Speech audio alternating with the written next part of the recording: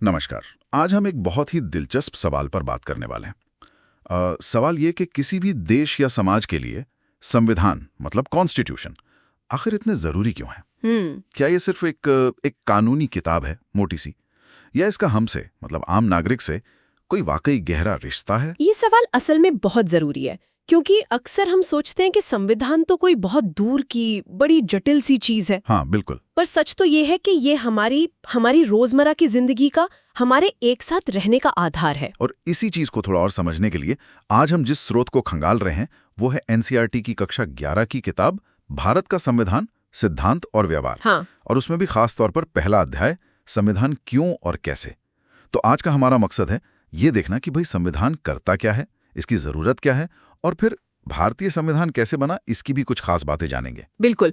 और कोशिश यही रहेगी कि इसे बस किताबी बात ना रहने दें, एक बातचीत की तरह समझें। हाँ, ताकि आसानी से समझ आए। तो चलिए एक आसान से उदाहरण से शुरू करते हैं। हाँ कीजिए। सोचिए कोई खेल हो रहा है, मान लीजिए क्रिकेट या फुटबॉल गली में। ठीक है। और उसके कोई नियम ही ना हो, पता ही नहीं कि रन कैसे बनेगा, आउट कैसे होंगे, फाउल क्या है, क्या होगा फिर? अरे फिर तो खेल ही नहीं हो पाएगा, बस झगड़ा होगा, कंफ्यूजन होगा। हाँ, बस वही अराजकता। समाज भी अगर बड़े स्केल पर देखें तो कुछ कुछ वैसा ही है ना? बिल्कुल सही मिसाल है। समाज में इतने सारे लोग, अलग अलग सोच, अलग अलग फायदे नुकसान, अगर कुछ बुनियादी नियम न हो जिन पर सब सहमत हों, तो साथ रहना शांति से, सहयोग से, वो मुमकिन ही नहीं है। अच्छा। संविधान ठीक यही काम करता है, वो बुनियादी नियम देता है। तो ये हुआ संविधान का पहला मतलब सबसे बेसिक काम, समाज के लिए कुछ कॉमन नियम बनाना। हाँ बिल्कुल। संविधान का पहला काम है बुनियादी नियमों का एक ऐसा समूह उपलब्ध कराना जिससे समाज के सदस्यों में एक न्यूनतम समन्वय और विश्वास बना रहे। समन्वय और विश्वास। ये नियम सिर्फ ये नहीं बताते कि क्या सही क्या गलत, ये एक तरह की गारंटी भी देते हैं कि भाई दूसरे लोग भी इन नियमों को मानेंगे। अच्छा। और इसी भरोसे पर तो समाज चलता है।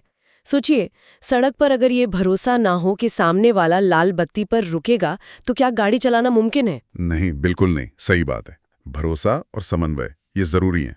तो ये नियम तय करते हैं कि समाज ठीक से चले, झगड़े कम हो। हाँ, और लोग मिलकर कुछ कर सके। और ये नियम सिर्फ लोगों के लिए नहीं है। अच्छा।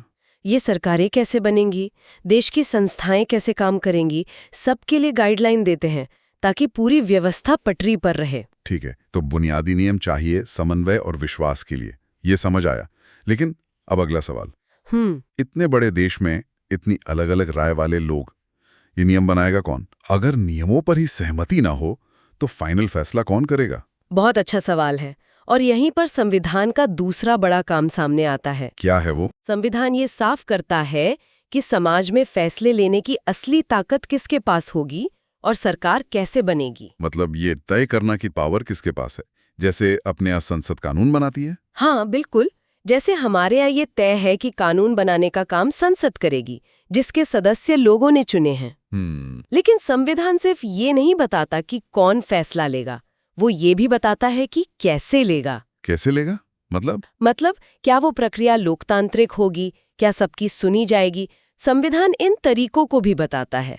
और देखिए, दिलचस्प बात यह है कि संविधान ही सरकार को ये शक्ति देता है और वही इस शक्ति को कंट्रोल भी करता है, रोकता भी है। सरकार की शक्ति को रोकना, ये थोड़ा अजीब नहीं लगा? मतलब जो खुद नियम बना रहा है उस पर नियम कैसे लगेंगे? अजीब लग सकता है, पर यही तो संविधान की खूबी है और ये उसका तीसरा अहम काम है। अच्छा। संविधान सरकार पर कुछ साफ लिमिट्स लगाता है, सीमाएं तय करता है कि वो अपने नागरिकों पर किस तरह के कानून लागू कर सकती है और किस तरह के नहीं।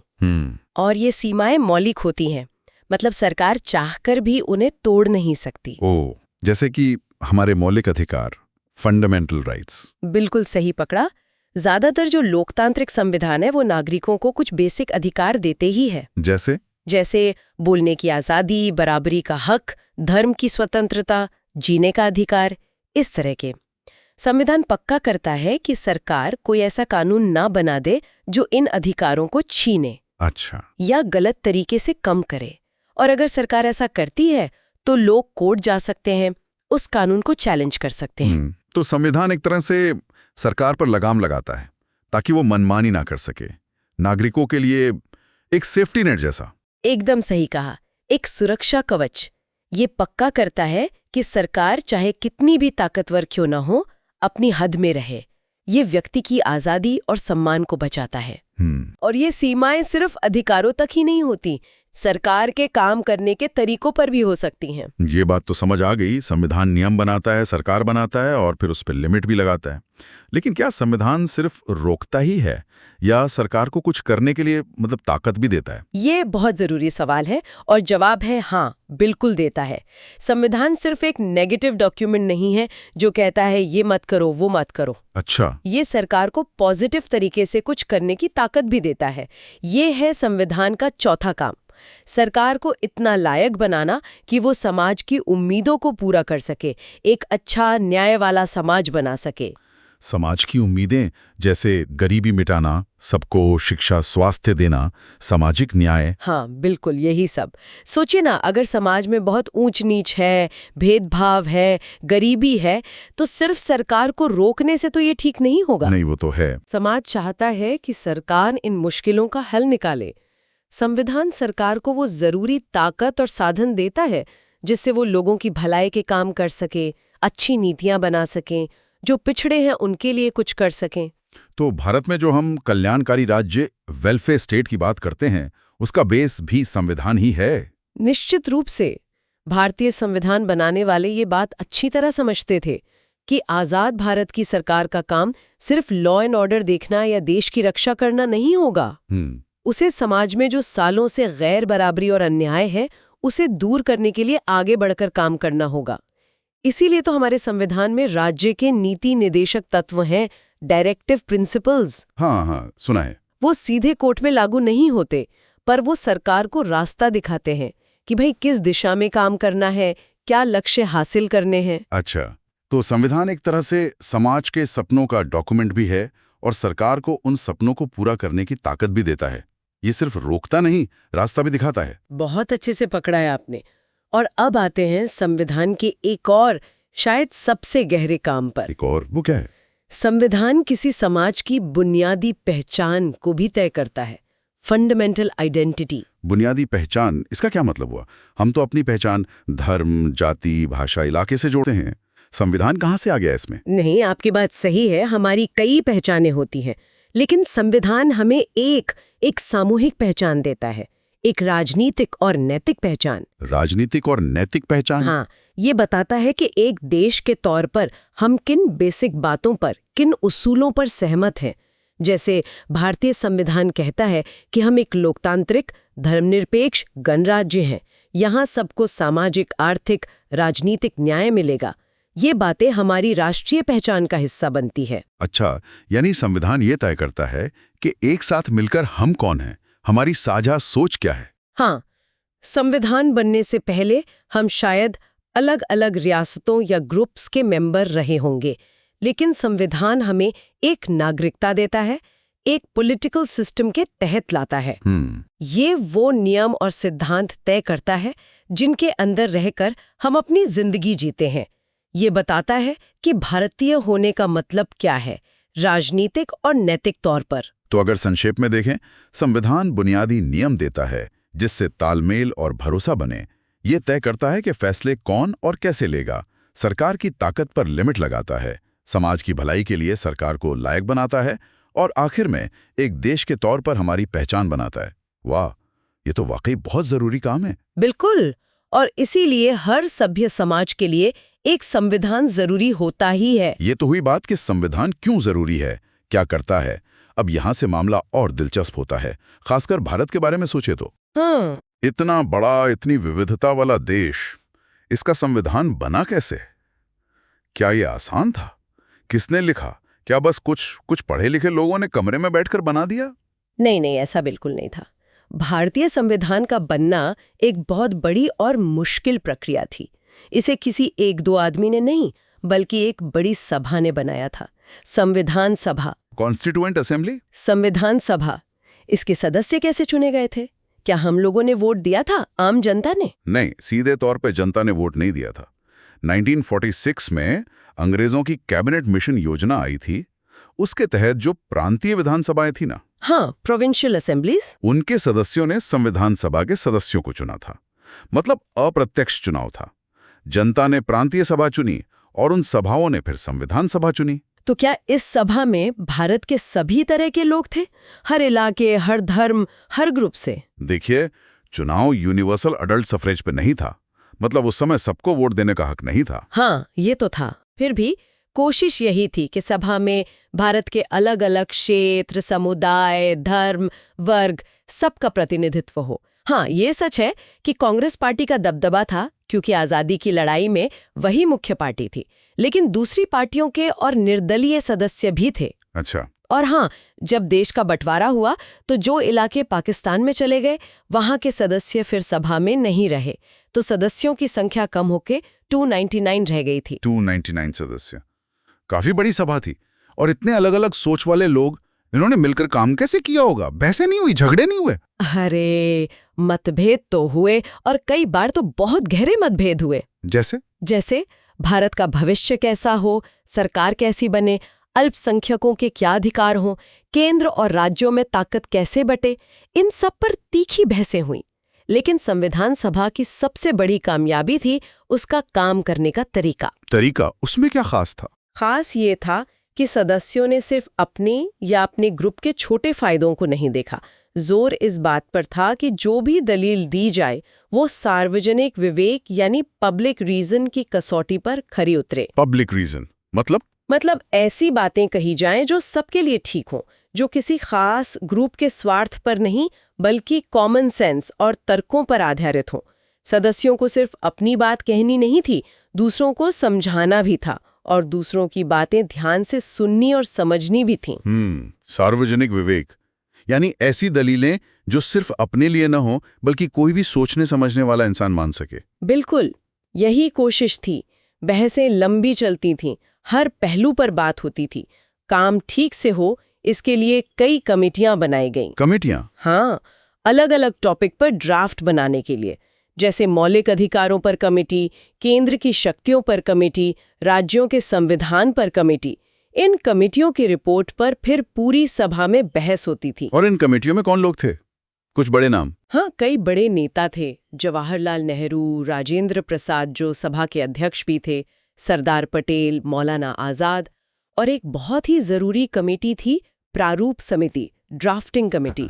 हाँ, डॉक्टर अंबेडकर वाली। बिल्कुल, उसका काम था सारी कमेटियों के सुझावों को मिलाकर संविधान का फाइनल ड्राफ्ट तैयार करना, और डॉक्टर बी.आर. अंबेडकर उसके अध्यक्ष थे। उनका योगदान तो खैर सब जानते हैं, बहुत बड़ा माना जाता है। इतनी सारी बहसें, इतनी कमेटियां, इस पूरे काम को कोई दिशा मिल रही थी? कोई विजन था? हाँ, बिल्कुल था।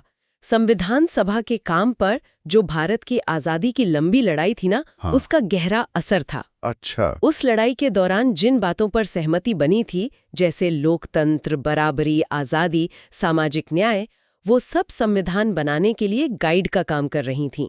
इसका सबसे अच्छा उदाहरण है उद्देश्य प्रस्ताव, ऑब्जेक्टिव्स रेजोल्यूशन।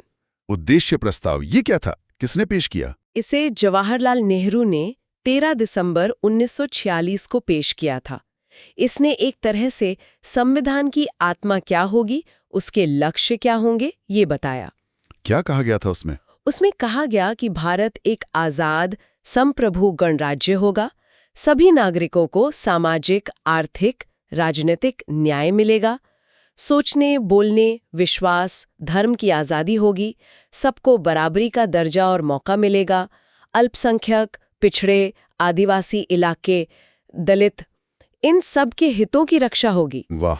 यही उद्देश्य प्रस्ताव बाद में हमारे संविधान की प्रस्तावना यानी प्रीएम्बल का आधार बना। तो ये उद्देश्य प्रस्ताव एक तरह से संविधान का रोडमैप बन गया। हाँ, इसने सभा को एक दिशा दी। और देखिए, खास बात यह है कि इतने मतभेदों के बाद भी सभा ने ज्यादातर चीजों पर आम सहमति बनाने की कोशिश की। कई जरूरी फैसले लगभग सबने मिलकर लिए। ये दिखाता है कि लोग देश हित को सबसे ऊपर रख रहे थे। एक आखिरी सवाल इस प्रक्रिया पर। अक्सर सुनने में आता है, कुछ लोग कहते भी हैं कि भारतीय संविधान तो बस दूसरे देशों की नकल है, एक उधार का थैला है। इसमें कितनी सच्चाई है? देखिए, ये आरोप पूरी तरह सही नहीं है। ये सच है कि हमारे संविधान बनाने वालों ने दुनिया के दूसरे सफल लोकतंत्रों के संविधानों को बहुत गहराई से पढ़ा था। हाँ। उन्होंने Britain, America, Ireland, France, Canada, Australia कई देशों के अनुभव से सीखा। लेकिन इसे सिर्फ नकल या उधार लेना कहना ठीक नहीं होगा। क्यों ठीक नहीं होगा? हमने संसदीय सिस्टम ब्रिटेन से लिया, फंडामेंटल राइट्स अमेरिका से, डायरेक्टिव प्रिंसिपल्स आयरलैंड से। ये तो फैक्ट है। हाँ, ये फैक्ट है कि ये विचार वहां से लिए गए, प्रेरणा ली गई, लेकिन हमारे निर्माताओं ने इन विचारों को आंख बंद करके कॉपी नहीं किया। अच्छा। उन्होंने हर चीज को भारतीय हालात के हिसाब से परखा। यहाँ की सामाजिक आर्थिक सच्चाई, यहाँ की जरूरतें, भविष्य की उम्मीदें, इन सब पर कसकर देखा, फिर उन्हें भारतीय माहौल के हिसाब से ढाला, उनमें जरूरी बदलाव किए। अच्छा, तो ये सिर्फ कॉपी पेस्ट नहीं था, बल्कि एक तरह से सोच समझ कर अपनाना था, क्रिएटिव अडैप्टेशन। बिल्कुल, आप इसे रचनात्मक अनुकूलन कह सकते हैं। मिसाल के लिए हमने ब्रिटेन से पार्लियामेंट्री सिस्टम लिया, पर ब्रिटेन में राजा या रानी होते हैं, हमने चुना हुआ राष्ट्रपति बनाया। हाँ, ये तो है। अमेरिका से मौलिक अधिकार लिए, लेकिन हमारे यहाँ समाज के हित में उन पर कुछ रोक लगाने की भी व्यवस्था है, जो अमेरिका में उतनी साफ नहीं है। आयरलैंड से नीति निदेशक तत्व लिए, पर उन्हें अपनी चुनौतियों के हिसाब से ढाला। तो ये नकल नहीं थी, बल्कि दुनिया भर के अच्छे विचारों को भारतीय जमीन पर लगाने की समझदार कोशिश थी। मतलब दूसरों के अनुभव से सीखना, पर अपनी अक्ल लगाकर, अपनी जरूरत के हिसाब से। एकदम सही। ये दिखाता है कि हमारे संविधान निर्माता छोटी सोच वाले नहीं थे। वो दुनिया भर से सीखने को तैयार थे, लेकिन अपनी जमीनी हकीकत को भी अच्छी तरह जानते थे। तो चलिए आज की इस पूरी बातचीत को समेटते हैं। हमने समझा कि संविधान क्यों जरूरी है। ये बुनियादी नियम देता है जिससे समाज में तालमेल और भरोसा बनता है। ये तय करता है कि फैसले कौन लेगा, कैसे लेगा। सरकार पर लिमिट लगाता है, खासकर मौलिक अधिकारों के जरिए। हाँ, और साथ ही ये सरकार को समाज की भलाई और उम्मीदों को पूरा करने के लिए ताकत भी देता है। बिल्कुल। और आखिर में ये एक देश के तौर पर हमारी राजनीतिक और नैतिक पहचान को बनाता है। सही कहा। और जब हमने भारतीय संविधान बनने की प्रक्रिया देखी, तो पाया कि ये किसी एक दो लोगों का काम नहीं था। एक बड़ी विविध संविधान सभा ने बहुत सोच विचार, लंबी बहसें और पब्लिक रीजनिंग की भावना से इसे बनाया। और इस पूरी प्रक्रिया को हमारे आजादी के आंदोलन के आदर्शों ने, खासकर उद्देश्य प्रस्ताव ने दिशा दी। हाँ, और निर्माताओं ने दुनिया के दूसरे संविधानों से भी समझदारी से सीखा, लेकिन हर विचार को भारतीय सांचे में ढालकर ही अपनाया। और ये सब जानना हम सब के लिए क्यों जरूरी है? क्योंकि संविधान सिर्फ एक किताब नहीं है, ये वो नींव है जिस पर हमारा लोकतंत्र, हमारा समाज, हमारे अधिकार, सरकार की सीमाएं, सब कुछ टिका है। बिल्कुल। इसे समझना एक तरह से अपने देश की आत्मा को समझना है, अपने नागरिक अधिकारों और जिम्मेदारियों को जानना है। और आज की चर्चा के बाद एक सवाल शायद सोचने लायक है। संविधान तो बन गया लगभग 75 साल पहले। हाँ। लेकिन समाज तो बदलता रहता है। लोगों की जरूरतें, उम्मीदें बदलती हैं, नई चुनौतियां आती हैं। ऐसे में क्या संविधान को भी वक्त के साथ बदलने की जरूरत नहीं पड़ती? ये तो सोचने वाली बात है। और अगर हाँ, तो ये बदलाव कैसे होने चाहिए ताकि वो संविधान की जो मूल भावना है, उसका जो बुनियादी ढांचा है, उसे कमजोर ना करें बल्कि मजबूत करें? ये एक ऐसा सवाल है जिस पर शायद हम सबको सोचते रहना चाहिए।